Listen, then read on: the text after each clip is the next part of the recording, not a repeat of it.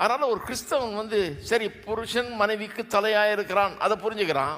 ஆனால் அதோடு அவன் நிற்கிறது இல்லை, இதையும் இன்னும் கொஞ்சம் ஆழமாக எடுத்துகிட்டு போகிறான். வெறும் சிருஷ்டிப்பில் புருஷனை தலைவனாகிட்டாரு, தலைவனை நியமிச்சிட்டாரு, அதனால மனைவி புருஷனுக்கு கீழ்ப்படிந்திருக்க வேணும்னு இல்லை.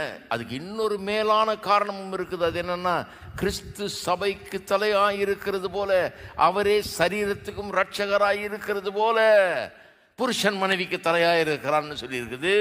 அப்போ கிறிஸ்து சபைக்கு தலையாக இருக்கிறான்னா எந்த அர்த்தத்தில் சொல்லப்பட்டிருக்கிறது, எப்படி தலையாக இருக்கிறாரு, எப்படிப்பட்ட தலை அவர்?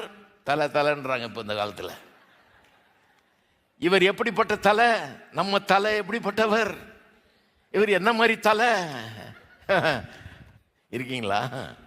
உங்கள் பாஷையில் சொன்னால் தானே விளங்கும். அது இதுக்குன்னு அந்த பாஷையும் தெரிஞ்சு வச்சுக்க வேண்டியதாக இருக்குது. நம்ம தலை எப்படிப்பட்ட தலை, எப்பேற்பட்ட அருமையான தலை அவர், அவருடைய மேன்மை என்ன, இதை புரிஞ்சுக்க வேணாமா? அவர் எப்படி தலையாக இருக்கிறாரோ அது மாதிரி தான் நம்மளும் தலையாக இருக்கிறோம். நம்ம இந்த தலைன்றது நம்மளை யாராவது சொல்கிறது விரும்புகிறோம் ரொம்ப, எங்கள் தலை அவருன்னு.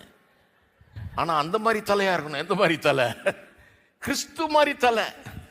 அப்படிப்பட்ட தலையாக இருக்கணும். பாருங்க, அவர் எப்படி தலையாக இருக்கிறார்னு ஆராய்ஞ்சு பார்க்கணும். தான் கிறிஸ்தவத்தின் அருமையான போதனைகள். இது என்னன்னா இன்னும் ஆழமாக போகுது. வெறும் அவனை முதல்ல உண்டாக்கிட்டாரு, அதனால அவனுக்கு ப்ரையாரிட்டி கொடுத்துட்டாரு, அவனை முதல்ல லீடர் ஆகிட்டாரு, அவன்கிட்ட தான் எல்லாத்தையும் சொன்னார், அதனால அவன் தலையாக இருக்கிறான்றது அது ஒரு லெவல். ஆனால் இது ரொம்ப ஆழமான லெவல். இது திருமணத்தில் இருக்கிற சந்தோஷத்தை வேற ஒரு லெவலுக்கு கொண்டு போயிடும். ஏன்னா அவர் எப்படி தலையாக இருக்கிறாரோ அப்படியே தான் இந்த புருஷன் மனைவிக்கு தலையாக இருக்க வேண்டும்.